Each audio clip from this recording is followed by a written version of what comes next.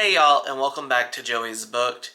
Today we are going to be talking about all of my Q1 anticipated releases for 2025.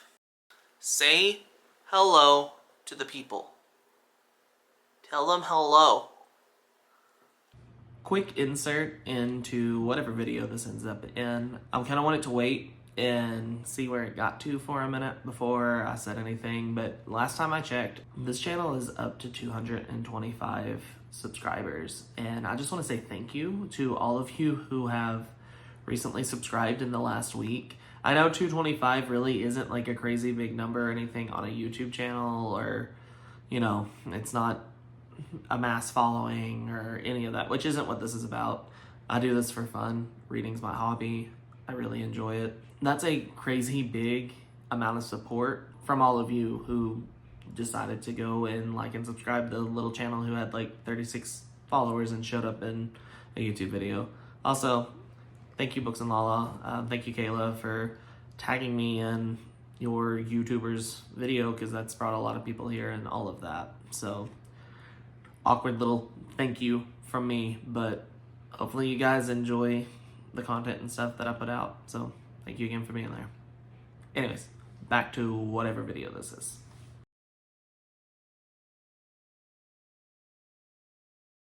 So all the books I'm going to be talking about today are going to be new releases in the months of January, February, and March for 2025. And these are either books that I'm excited about, or I think that some of you guys may be interested in. I have tried to compile a list of a mix of horror and literary and maybe a little bit of fantasy and some other stuff in between. Do know that some of these books may have finally released already, and you may already be able to get your hands on them.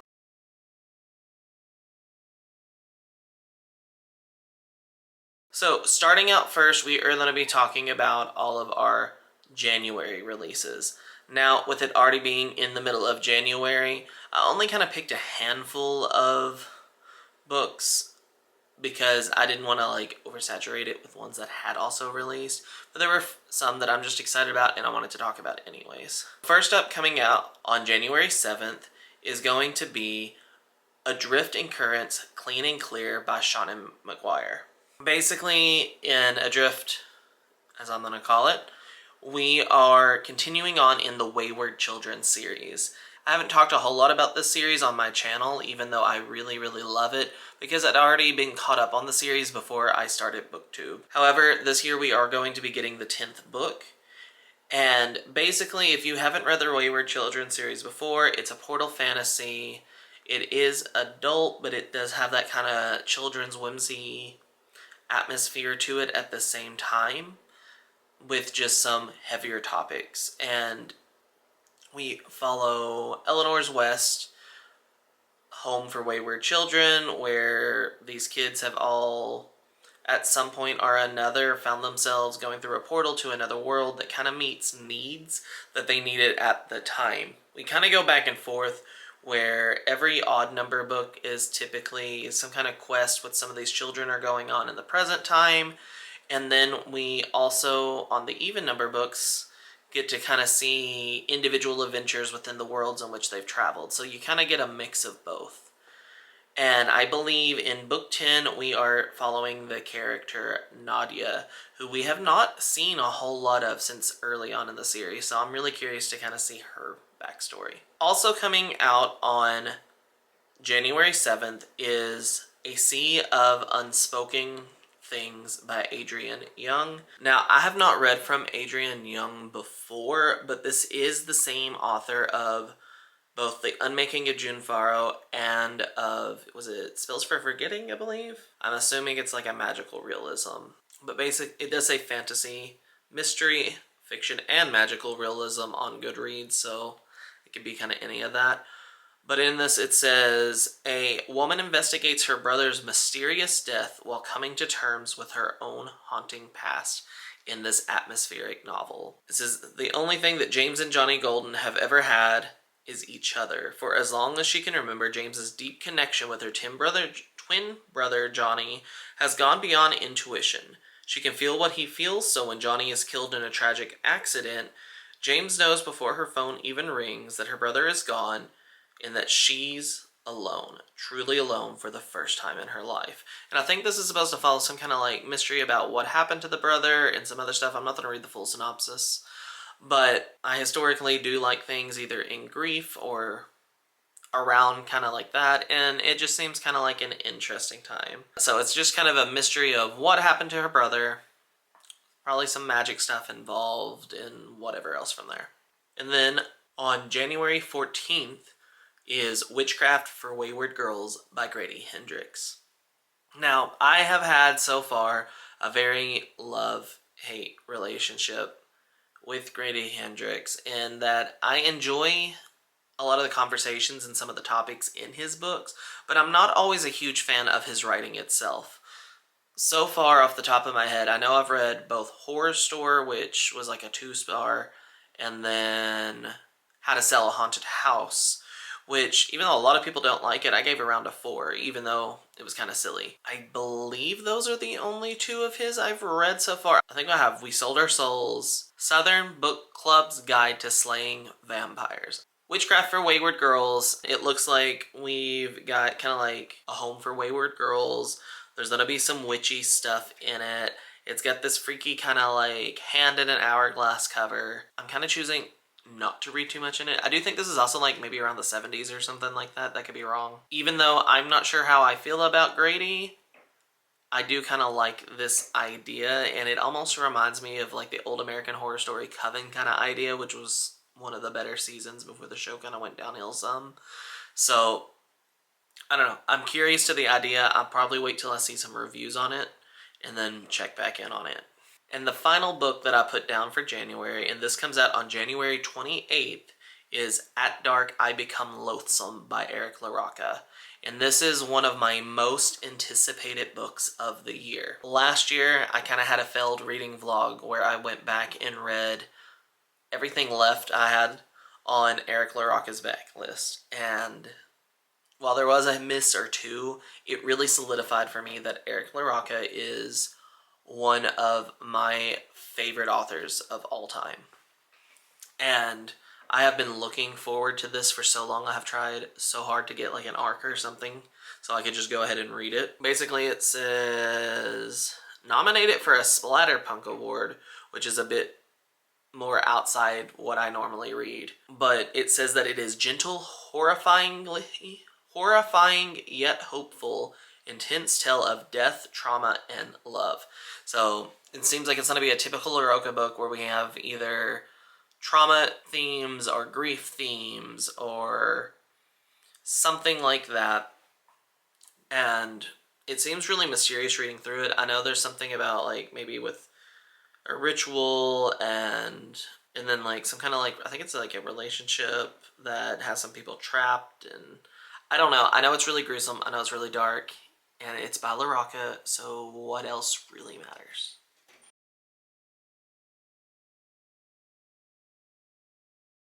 So the first book I actually already have a copy of, and it technically releases on February 4th.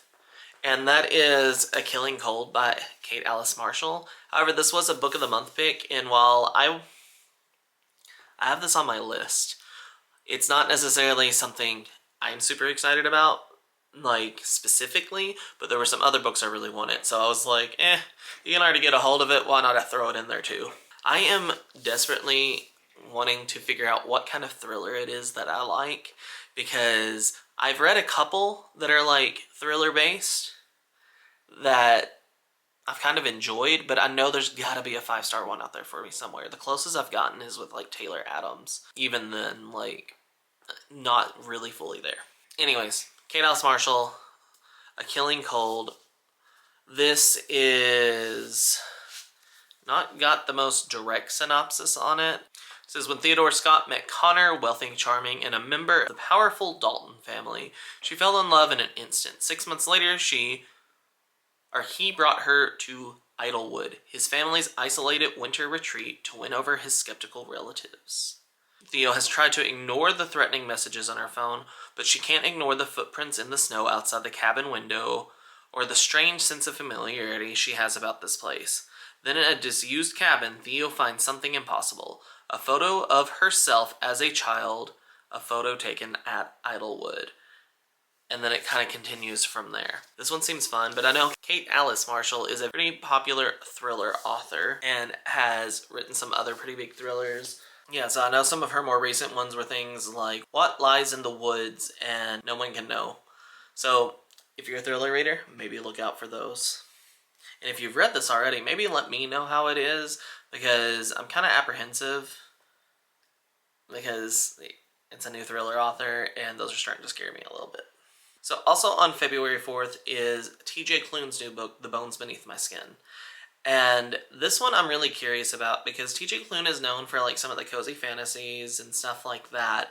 But I think he is supposed to be taking almost like more of a sci-fi, even almost thriller-y kind of take with this one, but still keeping it queer and cozy and stuff. All I know is it says, a 10-year-old girl with an impossible power, her father, and an unlikely stranger who come together to confront the dangerous forces that want her at all costs. A strange story of family, love, comets, and bacon. Perfect for fans of Stranger Things. So, I mean, I love Stranger Things, but like, it's a really wild mix on this one. This seems like he might be kind of pushing outside what he has been doing with some of the cozier stuff. And I'm really just kind of curious to see what another take is and just what it might be like with some higher stakes involved. And the final book on January 4th is going to be Listen to Your Sister by Neena Vale. It says this is for fans of Jordan Peele films, Stranger Things, and The Other Black Girl, and that it's a laugh-out-loud, deeply terrifying, and big-hearted speculative horror novel of a electrifying debut talent. So this is a debut novel, and in this it looks like we are following a 25-year-old Kala Williams who is struggling since becoming the guardian to her brother. She's overwhelmed and she is tired of being the one to have to make sacrifices to kind of keep the family together. The brother, he's about 16 years old. He's good-natured but reckless and kind of gets into mischief quite a bit. There's a nightmare haunting Kala with reoccurring images of her brothers dying, and she is powerless to stop it. And it looks like it's going to start to spiral out of control from there. It looks like there's some kind of slasher movie aspect, a remote cabin. The cover on this one is gorgeous. It definitely got my attention because of the cover. And I'm kind of curious, especially if it's a new debut author. And then on February 11th, we have a new book by Margarita Montimore, who is the author of Una Out of Order, and that is going to be The Dollhouse Academy. Now, this is another one I'm not sure how I feel about, because even though I loved Una Out of Order at the end of this past year, looking back through some of Margarita Montimore's backlist, they're not like titles that instantly draw me in. And that doesn't change much with this one. It's like two best friends and they're like aspiring actresses, and like there's some, I think, weird stuff that start kind of going on in it. It does say it's more of a mystery thriller, which Una Out of Order was more literary. I don't know what her other stuff is off the top of my head, but I love that book a lot, so I think once I see some reviews come out, I might consider picking this one up. I do really like the color scheme on this cover, though. And finally, in February, we have Something in the Walls by Daisy Pearce, and that comes out on February 25th. So Something in the Walls, this is another horror book, and it says, newly minted child psychiatrist Neena has little experience. In a field where the first people called are experts, she's unable to get her feet wet. Instead, she aimlessly spends her days stuck in the stifling heat wave sweeping across Britain and anxiously contemplating her upcoming marriage to careful, precise researcher Oscar. The only reprieve from her small, close world is attending the local bereavement groups to mourn her brother's death from years ago. That is, until she meets journalist Sam Hunter at the grief group one day, and he has a proposition for her. Alright, and then it looks like we also have her, and she's getting involved with this girl named Alice Weber, who is a 13-year-old girl who claims a witch is haunting her and living with her family in their crowded home in a remote village. It seems like it kind of gets unhinged from there, and she starts having worse symptoms and things like that. I don't know, this one seems really creepy. It seems very ominous and kind of sinister, and I don't know, it just seems like another interesting one. But that is all of it for February.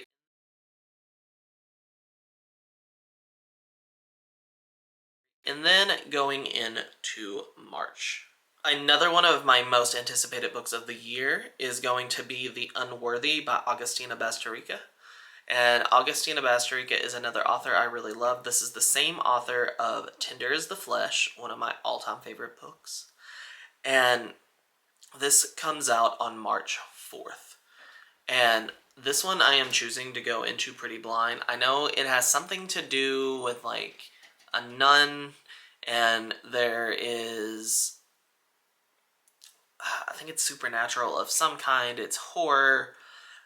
I will let you look up that review on your own, but I've just learned from anything with this author so far, blind is better, and I am very carefully avoiding the synopsis. On March 18th, we have The House No One Sees by Adina King. It says, Penelope Ross has always felt like a passenger in her mother's fairy tale until the night of her 17th birthday, when she is forced to enter her own. After a text from her estranged mother rips her away from a night with friends, Penny is forced into a kaleidoscope of memories locked inside the dark labyrinth of her childhood home. As Penny wanders between past and present, prose and verse, she must confront her mother's opioid addiction to mend her fractured past. But the house is tricky, the house is impossible. It wants her to dig at the dead to escape, and as Penny walks through herself to find herself, she is not sure that she has the courage to free the light she trapped inside. And it says it's a mix of young adult, poetry, and contemporary fiction. I don't know now, with it being young adult, what I think, but I do think the premise of it still sounds pretty cool. This might be one of those weird exceptions where maybe I'll take a chance and dip in and, you know, maybe push my comfort zone a little bit. But it's got a really cool cover on it. It doesn't look young adult to me. It looks like it's more of an adult, so maybe it's new age, or like, not new age, but new adult. It still sounds pretty interesting. We'll check it out. On March 18th, we have The Third Rule of Time Travel by Philip Facassi. Now, this is looking like some kind of sci-fi time travel-y book, which I think is really interesting because Philip Facassi is probably best known as of in the last year or so for Boys in the Valley, which I read and gave only like 3 stars. I've been kind of getting into the idea of the time travel stuff lately, and it's been working for me when I do pick it up. So I'm kind of curious just to see how he jumps over into this kind of sci-fi realm. Just like the first 4 lines of the description says, rule, travel can only occur to a point within your lifetime. You can only travel for 90 seconds. You can only observe, and the rules cannot be broken. So I don't know where all this is going. It does say sci-fi horror on it, but this sounds almost like, kind of like Before the Coffee Gets Cold, which is drastically different than other stuff I've seen. So I'm wondering if this is almost taking that kind of idea of you can barely affect the past, but like putting some kind of horror twist on it. I don't know. I think I kind of also want to go into this one a little blind, which is scary if it's super heavy on the sci-fi. Really curious to see where this goes. Another one on March 18th is going to be probably most people's highly anticipated book, The Sunrise of the Reaping by Suzanne Collins. Now, I have not read them. I think I've seen maybe most of the first movie. I know the idea. I know this is dystopian and usually really bloody, and I think Hey you guys, Tabby here. Just a quick editor's note. I watched what Joey recorded on Sunrise on the Reaping, and I was rethinking my friendship with him. So we made a quick executive decision that I was going to go over this with you all because I don't want him to lose all of the followers he just gained. It was embarrassing, like really embarrassing. So I've watched all of the movies. I read all the books as they came out. In 2008 was the first one, I believe. So I am pretty well versed. This follows Haymitch's Quell, which is the 50th Hunger Games, or the second quarter quell, which means that they have twice as many tributes. And to me, it kind of sounds a lot like the first Hunger Games book. So it follows Haymitch, his love interest, all of that. And it says, as the day dawns on the 50th annual Hunger Games, fear grips the districts of Panem. This year, in honor of the quarter quell, twice as many tributes will be taken from their homes. Back in District 12, Haymitch Abernathy is trying not to think too hard about his chances. All he cares about is making it through the day and being with the girl he loves. When Haymitch's name is called, he can feel all his dreams break. He's torn from his family and his love, shuttled to the capital with the 3 other District 12 tributes, a young friend who's nearly a sister to him, a compulsive oddsmaker, and the most stuck-up girl in town. As the games begin, Haymitch understands he's been set up to fail, but there's something in him that wants to fight, and have that fight reverberate far beyond the deadly arena. So obviously I'm going to read it. Joey might read it eventually. So maybe I'll read them with him so that we can get him on this track. I loved the Hunger Games growing up. It was such a nice first glimpse into dystopia for me. So I am going to enjoy this one. Maybe Joey will, maybe he won't. But I hope you guys do. Thanks for watching this interruption, and now you're going back to Joey. I would like to finally read this series this year, and with this coming out, I'm more interested than I have been before. Also on March 18th, we have The Buffalo Hunter by Stephen Graham Jones. I notoriously do not get along with Stephen Graham Jones' writing, but this is a new horror novel, and I know he's a very beloved author. I wasn't originally too interested in it, but I think I was listening to someone else talk about this book in an anticipated video, and they mentioned that it was mostly in epistolary format. And most of the time, my issue with Stephen Graham Jones is I don't necessarily like his writing style. It just doesn't click with my brain. However, epistolary could be different. I might be willing to try it. I do really hate this title. I hate the fact that it uses the word hunter twice. Something about that really bugs me. But Stephen Graham Jones, very prolific at this point, indigenous horror writer. And I love the idea of it being an indigenous author to read from. I think it's also maybe vampires. I'm going to wait and see how the reviews are going, because I know his last book, I Was a Teenage Slasher, kind of was really hit or miss. I also still have both My Heart is a Chainsaw and The Only Good Indians, which I am very hesitant to read after my previous history with him of really low ratings. We'll see how it goes. And the final book on this list is going to be called Blood on Her Tongue by Joanna Van Veen, and this is coming out on March 25th. And this is another one. It is a horror, gothic, historical fiction about vampires. So we've got horror, gothic, historical fiction, vampires. Lots of things that are in a really weird combination for me. It's probably not really that long. The Netherlands in 1887, Lucy's twin sister Sarah is unwell. She refuses to eat, mumbles nonsugestically, I don't know that word, and is incredibly obsessed with a centuries-old corpse recently discovered on her husband's grand estate. The doctor has diagnosed her with temporary insanity caused by fever of the brain to protect her twin from a terrible fate in a lunatic asylum. Lucy must unravel the mystery surrounding her sister's condition, but it's clear her twin is hiding something. Then again, Lucy is harboring secrets of her own. Then the worst happens. Sarah's behavior takes a turn for the strange. She becomes angry and hungry. I don't know why I'm suddenly wanting to read a gothic vampire book. I did really enjoy Dracula, and I enjoyed Carmilla even more than that. I don't read a whole lot of vampire stuff, now that I think about it. I know I've got a couple. I think I've got at least a Dowry of Blood here somewhere. Oh, and Let the Right One In, which that one I am really excited about. Anyways, got a really interesting cover on it, and I'm going to probably also kind of see if there's any reviews and stuff that come out on this one. I feel like I've said that a lot for a book about anticipated videos. So, This is just at the time of filming this, the list that I've compiled. There may be some more that I look at and pick up along the way. Thank you for watching. If you've made it this far in the video, please be sure to like and subscribe. Let me know what books you are anticipating, whether it's from this list or ones that you think I might enjoy. Thank you as always for watching, and I will see you in the next one. Bye.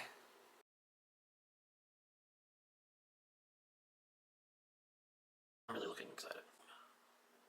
Flashes are trying to kill me. Is this another debut? Oh, this is Young Adult? February. The Southern Book Guide to Slaying Vampire. Southern Book Club's Guide to Kate Alice Marshall. What? Popular thriller opera. Contemplating. And Carmilla. Pam. Jordan Pill. I don't know. I don't know that word. Is this a retelling? I don't know. You got anything you want to talk about? Hmm?